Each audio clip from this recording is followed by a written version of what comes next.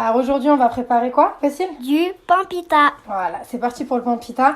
En ingrédients, vous allez avoir besoin de 500 g de farine, d'un yaourt nature qui fait 125 g.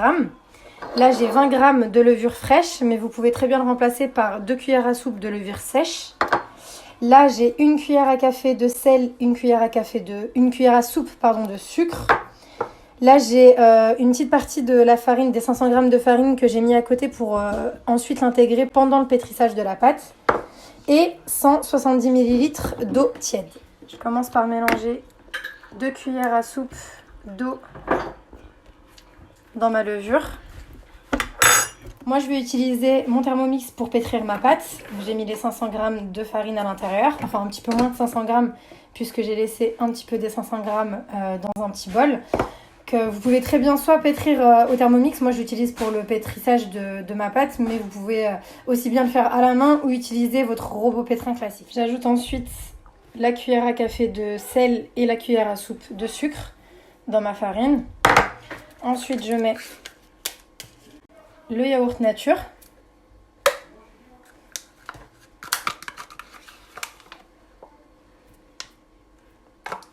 Voilà. J'ajoute la levure et l'eau. Et ensuite, je vais lancer le pétrin pendant 2 minutes. Je programme pendant 2 minutes dans un premier temps. Après les 2 minutes, j'ajouterai petit à petit avec une cuillère à soupe la farine. Et en tout, je vais pétrir pendant 5 minutes. Après les premières 2 minutes de pétrissage de la pâte, je relance le mode pendant 3 minutes en ajoutant petit à petit la farine dans la pâte.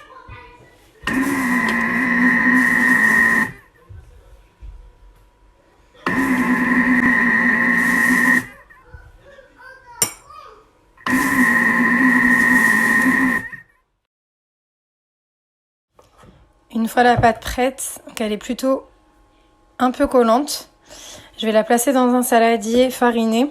Je vais la recouvrir et je vais la laisser poser pendant 1 heure. Je la forme en boule.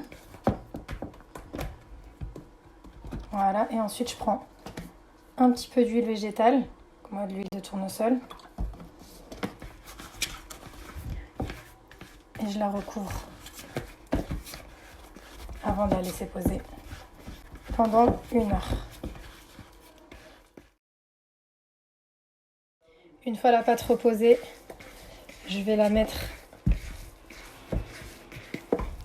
sur mon plan de travail. Je vais la rouler.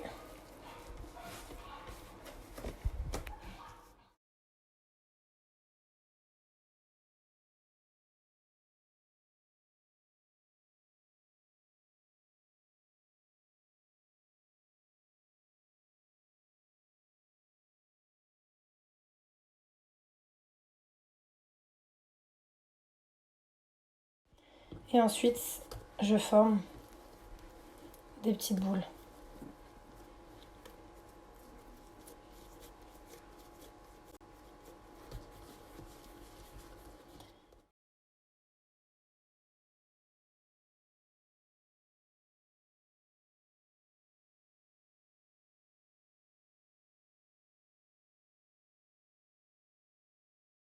Une fois que j'ai terminé de former toutes mes petites boules, je vais les laisser reposer avec un torchon par-dessus pendant 30 minutes.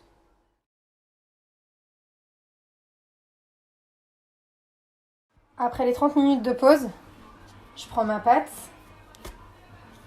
et je vais venir l'étaler sur mon plan de travail avec un rouleau à pâtisserie. Je ne vais pas l'étaler trop finement et ensuite je vais la laisser reposer de nouveau.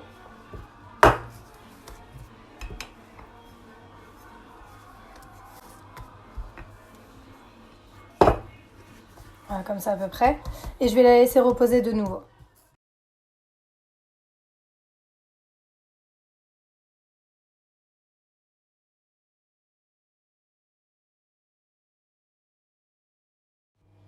Après les 30 minutes de pause, je viens prendre ma pâte. Donc, je vais fariner légèrement. Donc, j'ai pas besoin de farine pour la roule-pâte Guy de Marle, mais comme la pâte reste un petit peu collante, je suis obligée de fariner un peu pour la travailler de nouveau avec le rouleau à pâtisserie. Et là, je la baisse de nouveau, mais encore plus finement que tout à l'heure. Comme ça.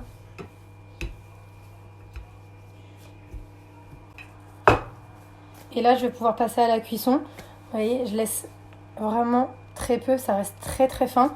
Et je vais le passer à la cuisson, je vais le cuire directement dans une poêle anti-adhésive, sans matière grasse et à feu assez fort. Là, j'ai lancé la cuisson à la poêle. Regardez comme le pain commence à gonfler.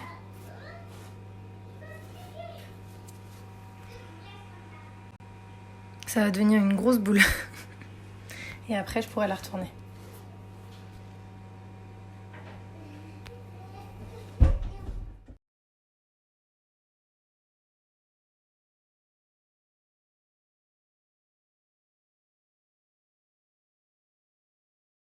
Entre chaque pain, je mets un petit peu de beurre demi-sel.